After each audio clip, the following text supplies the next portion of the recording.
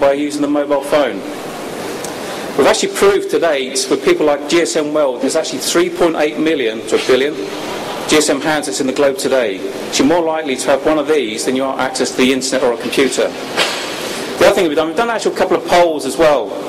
You can see the worst thing people will lose or think they could lose is going to be the mobile phone that's above their actually existing token or cash. There's actually a mythology, people call it, can't remember the actual name, but you must pat yourself down. It's like, have I got my phone, have I got my wallet, have I got my keys? And it's almost in that order. This, your phone, is probably the most important thing you're actually ever going to own. It's very personable to you, so timing has been very key. The other thing is, when you do lose this device or it's stolen, you actually notice within minutes it's actually gone. So now we've got to the point of actually realising we can use the phone as the authenticator. A couple of things you mustn't do. First one is put software on the phone. A lot of competitors do this. Great idea, however, it's flawed in the following ways. Anybody like to hazard a guess how many phone types are in the world today? 100? 1,000? More?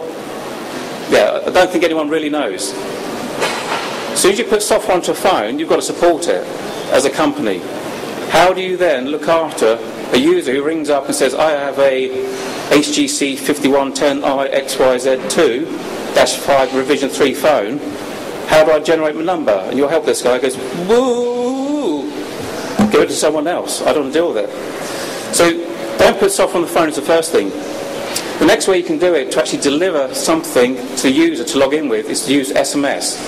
There's two ways we can actually deliver the code. One is through real time, the other one's through preload. They both have their own mechanisms. When we talk about real time, this is when the user requests the code and the code's delivered. So there may be some form of SMS delay. So I'll give you a quick analogy. So I now log on, username, my secret. I run down here. Oh, I've got a signal, got my token. I can now log back on. The way you can get around this is to actually use what's called the whole preload approach rather than the on-demand. So you actually send the first passcode out to the user prior to them requiring it.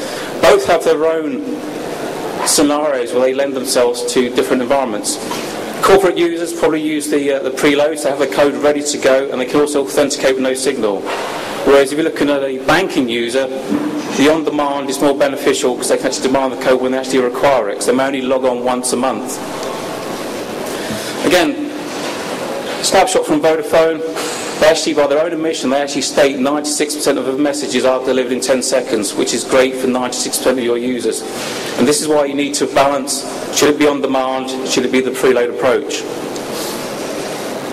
The next thing we're actually going to talk about, again, which is very key, is the whole end user experience. Traditionally, users can have to put in a user ID, a PIN, a domain password, and the passcode from the phone. So they're actually using 4 bits of information. In addition to that, we think about a user having to use a PIN. If he has his bank card, he has his credit card, he's got PINs associated already with these cards. Do you want to enforce yet another 4-digit PIN on your user to remember? What are they going to do? They're probably going to forget it. So what we can do in that scenario is to actually reuse something that's already there, which is their existing LDAP or domain server for one half of the authentication, because it's already there and you already trust it. So from the end user experience, it makes it very, very seamless and a lot easier. All they have to do is read a 6-digit code from the phone.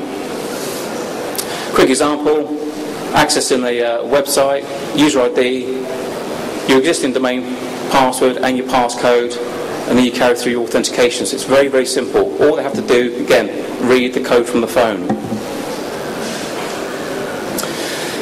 Now we're actually getting into leveraging something that's already there, which is the existing domain or LDAP server.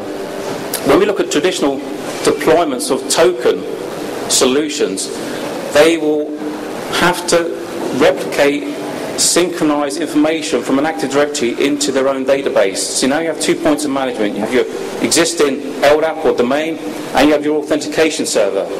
So you've got another administration overhead. What we recommend is the best way to do is actually reuse what's already there.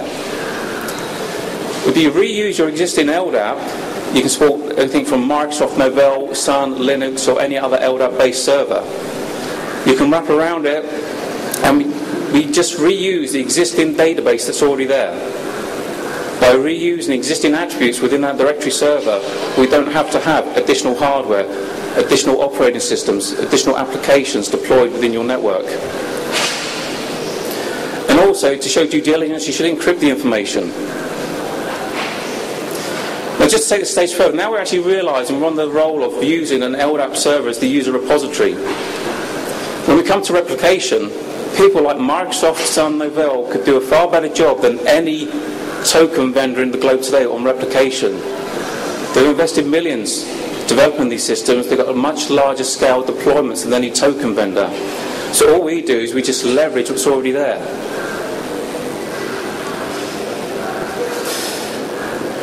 Moving to the next slide, again, what's very key to most companies is you don't always ever have just one domain. You'll probably have multiple domains.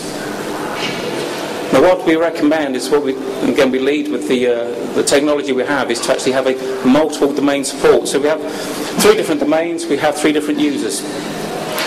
Take our user A. They're actually going to connect to the internal network on an SSL VPN.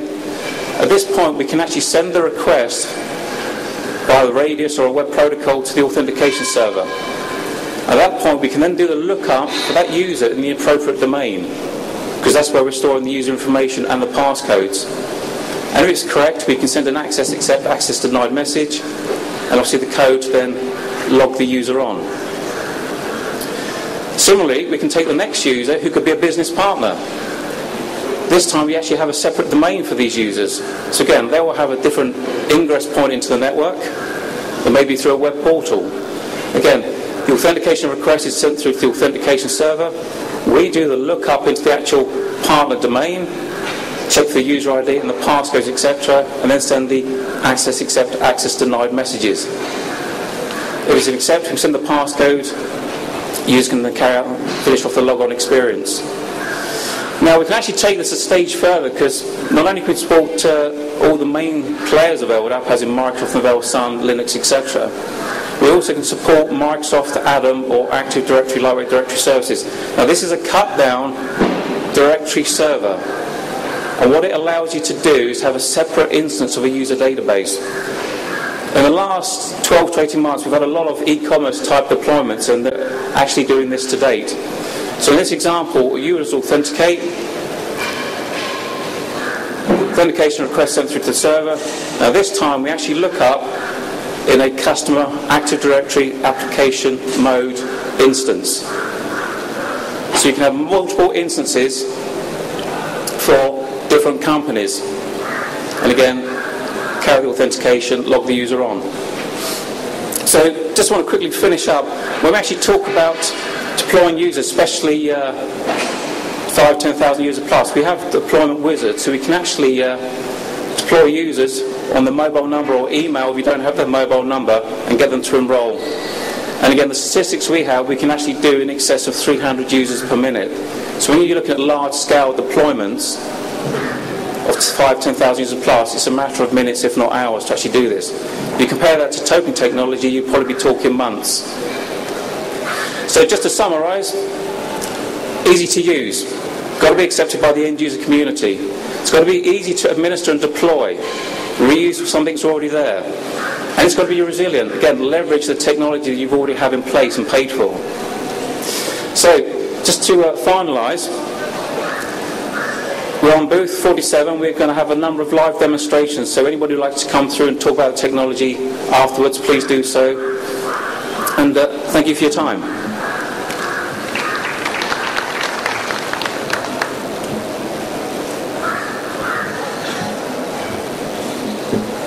Thank you, Philip, for that overview of SMS-based two-factor authentication, and thank you also for bringing up 2 of my favorite tools, which is Cane Enable and Loftcrack.